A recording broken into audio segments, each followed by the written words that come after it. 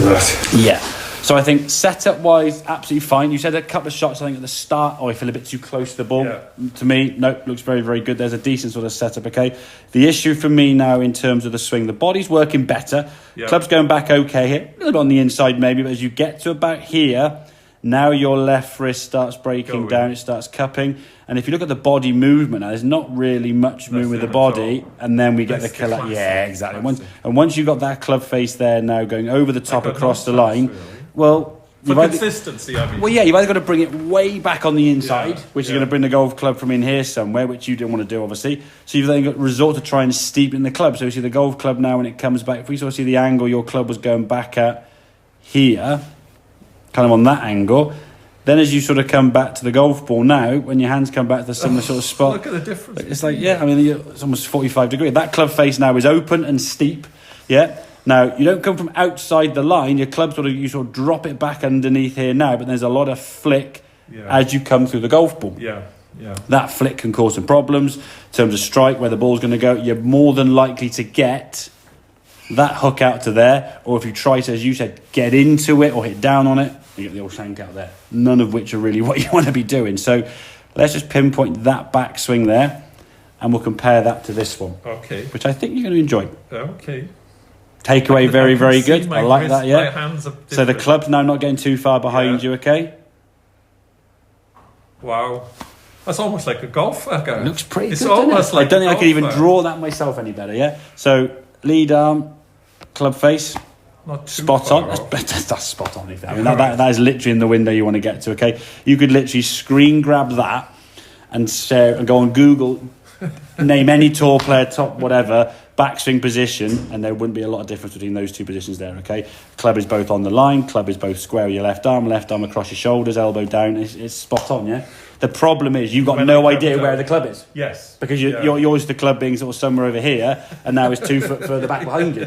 So there's going to be an element of getting used to that position. Sure. But I think for you, it's feeling it more in that right wrist, okay? Yes. Feeling that palm is up to the sky. Definitely. Once you get that now... When I come down then, do I come off the bad line? We'll show you now, you see. Because when you come over the top on this one, you can see here a little bit steep. We've not said anything about shallowing the club. Look at the hands in the same position here now. That's the club there. That's the club there.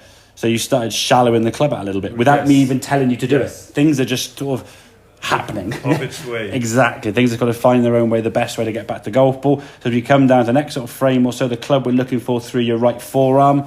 Now, okay, I'm going to be a bit of a stickler, okay? It's not quite through the arm. Yeah, but I mean, you're not, compared to where that was before there, I mean... Look at the difference. Yeah, I mean, that club there's nowhere near your right forearm, yeah? So you have shallowed the club, which doesn't necessarily always mean it's going to be more from the inside or out to in. It's just shallow into the golf ball. Right. But shallower then with your hands going forward. So you're going from shallow to steep, not steep to scoop. Yes. Make the difference, yeah? So when you got steep, you had to go the club face up. And the only way you could do that was by right-handed it, which means the club bottomed out early. This one here now, even though you're shallower, your angle into the golf ball is 2 or 3 degrees steeper. Yes. And that's the thing. So you're creating a steeper angle of attack with a shallower downswing and a closed or stronger club head, because now you can lead with the hands confidently, knowing it's not going to be a massive block right. Whereas before, you were leading with a steeper angle of attack and an open club face, trying to, as the term used, get into the ball, and then your brain going, hang on a second, Paul, we're wide open. Okay, don't worry, guys, I got this. And the hand would then recover it. And it would recover it well sometimes, and sometimes not so good. But it would vary all the time. This is so visual and learning it. How did in the past people do this? Because obviously they would, I think in terms of how did coaches work with this? Well, the thing is, coaches basically looked at ball flights and didn't have these numbers and just had to just then tell the people that that's what it was. But then it comes to a trust element. We look at, when we're teaching, we're basically looking at a ball flight. So your ball flight before, you said, was obviously the overhooky one, the odd shanky one, okay? Yeah. So we now know that the club face now when it's striking the golf ball is either closed or you're catching the heel. Yeah? And depending on what your closingness of the face would be, whether you do it too much, not enough, or just right, would depend on whether the ball goes straight or not, Right.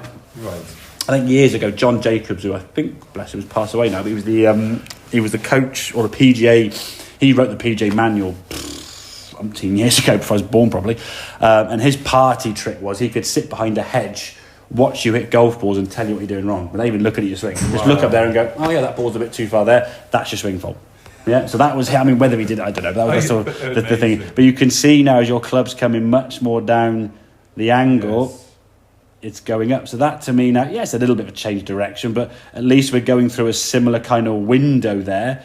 Yeah. That generally means we're going to be more consistent. If I was going to hammer now, I want to go up and down. I don't want to go for wig it around here. Yeah. Whereas this one, it's like in there, in there, in there, in there. I mean, that's just chalk and cheese, isn't it?